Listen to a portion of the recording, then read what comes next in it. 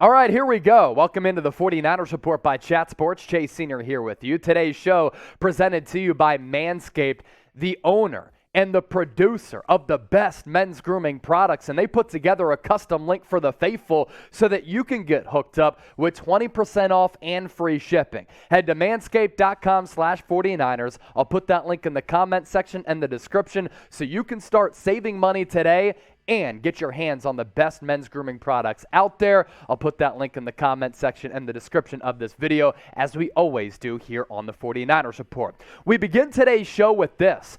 49ers signing a former first-round pick who up to this point in his respective NFL career has been a bust. We're talking about Robert Nkemdiche, a former first-round pick out of Ole Miss for the Arizona Cardinals. And from that point on, it became pretty clear early that he wasn't on the right track to live up to those lofty expectations of being selected 29th overall in the 2016 NFL Draft. But we know that the 49ers have this team-building philosophy of building along the trenches, especially on the defensive line, and they're bringing in Nkemdiche to really compete for a roster spot at defensive tackle. Now, if you ask me if I think he's going to make this roster, he's probably on the outside looking in, but quality depth pieces are always solid pieces to bring in. So more on Nkemdiche right here. He went to Ole Miss, had a really good career, second-team All-American, All-SEC while he was playing there, was with the Cardinals from 2016 to 2018, but they realized, look, we have to cut bait, we have to move on, it's not working out, so we're going to let go of him. He goes to the Miami Dolphins in 2019, did not play in 2020, then played 9 games last year with the Seattle Seahawks. And it's not a hyperbolic statement to say that this guy has been a bust up to this point in his NFL career. You look at the numbers that he's put up the last 4 years. He's been in the league for 5. 2018, the best year that he's had. 10 games played, 4.5 sacks, 9 tackles for loss, 7 quarterback hits. In 2019, really didn't do much. Really the big story for him also, he's failed to stay on the football field consistently, and he's been a huge bust. You can't overstate that. There's no question about that, but the Niners do a great job of maximizing defensive linemen. They put them in position so that they can succeed. That was the case under Robert Saleh. It's been the case for a year under D'Amico Ryans. They have the best defensive line coach in the National Football League in Chris Kocurek, who's able to really do a great job and do wonders with developing defensive linemen, maximizing their talents. That's a byproduct of the scheme that the Niners like to run, where they're aggressive on that front with getting home with 4 pass rushers, occasionally sending home more blitzers, but also they do a great job of just coaching these guys up. We have seen these defensive linemen who have been drafted high by other teams. They come to the Niners and really revive their careers to a certain degree because they're able to flourish in a short amount of time in San Francisco. You saw it last year with Arden Key, and the list of guys who have been able to really redeem themselves has been long. So for Nkemdiche, he has not been good up to this point. The production hasn't there, but as a depth piece and a training camp body, you can certainly go worse with other options out there. So do you think he's going to make the 53-man roster? Put your general manager hats on right now and let me know. Give me an M for make, W for won't make. Get those votes in the comment section right now. We shift gears from the defensive side of the ball to the offensive side of the ball. Have to get you caught up on everything going down on the Jimmy Garoppolo front. When Ian Rappaport made that report, we pushed out a video. Then there was that report from Adam Schefter, and we had to get you caught up on everything going down with Garoppolo. So the 49ers did give him permission to seek a trade. We covered that yesterday, and reportedly teams are starting to check in because the medicals are starting to check out, although he's not going to be a full participant, according to Rappaport, until about mid-August. As for the teams making calls to the Niners reportedly, we start off with the Atlanta Falcons. We start with Cam Marino's report saying this on Twitter on Thursday. Falcons are one of the 5 known teams with a call into the 49ers regarding quarterback Jimmy Garoppolo, or source confirms. Now, this is somewhat surprising because the Falcons, I think, are going to be one of the worst teams in the NFL this upcoming season. They did sign Marcus Mariota in NFL free agency. He's expected to be quarterback 1, and I think that more so he's a backup quarterback, but for a team that traded away Matt Ryan, when you do that, that signals a little bit of a reset or a rebuild. They did draft Desmond Ridder, who at Cincinnati led the Bearcats to the college football playoff last year, was one of the more winningest quarterbacks in college football history. He did a great job with the Bearcats, but there's just a lot of rumors out there that he's not going to be ready to start for a couple of seasons. And then Felipe Franks, who's just straight up garbage and not a quarterback, they tried him at tight end. He is quarterback 3. So I'm not sure how much sense the Falcons make as a Garoppolo destination right now. But if you look into the future, at some point, head coach Arthur Smith, who's going into his sophomore season as the head man of Atlanta, is going to have to win. He's going to feel that pressure if he wants to hold on to his job. Had a lot of success as the offensive coordinator with the Tennessee Titans, but we know the NFL stands for not for long, especially for players and coaches, and the window for head coaching opportunities is very short. We also know that Arthur Blank, the owner of Atlanta, very aggressive owner, right? So Arthur Smith might start to feel the heat and the pressure of needing to win. And what does Jimmy Garoppolo do? If anything, he wins a lot of football games, and he could bring that winning formula back to the ATL.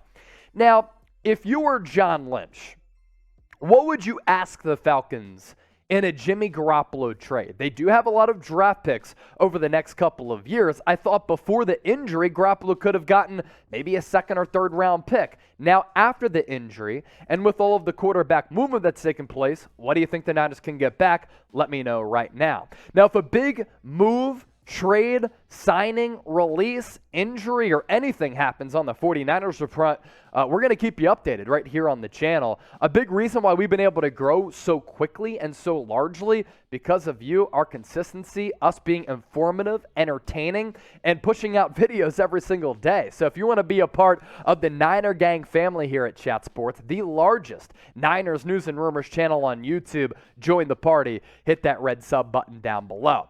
We can't talk about Garoppolo without also talking about Trey Lance. And Diana Rossini on ESPN on Thursday morning did relay this. The 49ers want to trade Jimmy Garoppolo. In putting out the news that they're allowing him to seek a deal, his agent has been doing work behind the scenes for weeks. From conversation I've had around the league, it seems like once a team becomes desperate enough out there, an injury happens to a quarterback or a QB isn't performing, that's when Jimmy G will get moved. Now, coming up next on the show, other teams, in addition to the Falcons, checking in on Garoppolo, and some believe that the New York Giants are the best fit for his services. We'll get to that coming up around the corner, but as I mentioned off the top of the show, the 49ers report presented to you by Manscaped. And these boxer briefs right here, I'm not kidding you. They are the most comfortable boxer briefs I have ever worn in my life. They have a nice little nut hugger in there to keep your balls comfortable. In addition to that, you can also get the brand new Lawnmower 4.0, 20% off and free shipping. If you plug in the link at the bottom of your screen, it's manscaped.com/49ers. Your significant other, they're going to look at you in those boxer briefs and say, yes, I love it. And also, the Lawnmower 4.0, you're going to love it. 4 interchangeable blades, a battery life that lasts a long time. It's water resistant. It looks like something that comes out of the Transformers. And it operates like something out of the Transformers. It is that elite. I'll put that link in the comment section and the description of this video for you.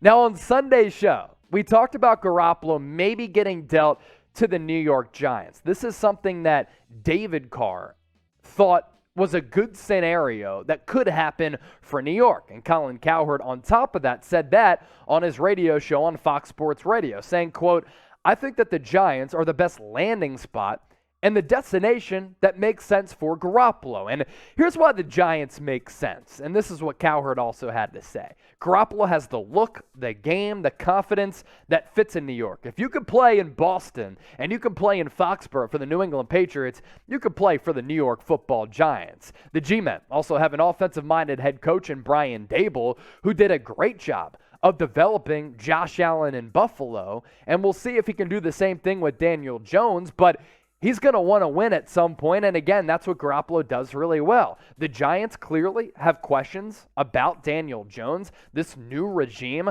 led by Brian Daboll and Joe Shane, they're not tied to DJ. They didn't draft Daniel Jones, so they're already looking into the future, looking for their future quarterback. We know that Garoppolo wins, and the Giants are desperate to win in the number one media market in the country where there's always pressure. They have one winning season over the last 9 years. It has been an abysmal decade of football for New York and embarrassing. So if Garoppolo can turn the tide there for a pretty affordable price and below market value and give the Giants something that they haven't had in almost a decade, that's winning consistent football games, they could look to make a trade. Now that's the Giants side of this. How about the Miami Dolphins side of the equation? Could Mike McDaniel come calling for Garoppolo as well? He's been said to be very tight with Jimmy G as he spent the last couple of years with him in the Bay Area before flying across the country to take the head coaching job for the Miami Dolphins. And the same can be said for a lot of these young coaches. You have a little bit of that buffer zone and a little bit of a cushion when you start out your coaching career, but you start to get into year 2, year 3, and if you last into year 4 and you're not winning consistently, the general manager is going to start to feel the heat because he's feeling the heat from the owner, and they're going to look to make upgrades at the quarterback spot, on the roster, in the front office, and with their head coaching staff. So could Mike McDaniel hit up his former team in San Francisco if Tua Tagovailoa isn't cutting it? NFL executive saying this about Garoppolo: I know this, Jimmy G is way more liked in league circles as a player than Tua Tagovailoa is. He's accomplished way more, and that matters at that position, almost more than anything else. And remember, Mike McDaniel knows Jimmy Garoppolo really well. With a new head coach, all McDaniel cares about is winning, and winning now. He could be looking at Tua, shaking his head and saying, I don't know, maybe he loves him. But if he hasn't seen enough from him during workouts or OTAs, this is his honeymoon with that ownership and front office. You got to make the deal right now. And what Mike McDaniel has to his advantage, communication with this Niners brass. He's still good friends, of course, with Kyle Shanahan. He can hit up John Lynch and let them know, look, I'm not happy with Tua Tagovailoa right now. In free agency, we spent about as much money as any team in the NFL, and right now it's not looking good on the offensive side. We traded for Tyreek Hill. We made all of these other offensive acquisitions, bringing in Cedric Wilson, beefing up the running back spot by adding Raheem Mostert with depth, but we don't have a quarterback, and that's the most important. That's what we need. What does it cost for Garoppolo? Something to keep an eye on, certainly. With that, I want to ask you this. Where will Garoppolo play in 2022? I've asked you this question before, but it looks as though and seems as though we've changed our opinions on this subject matter every single week. So as of right now, July 21st, where do you think Jimmy G is this upcoming season?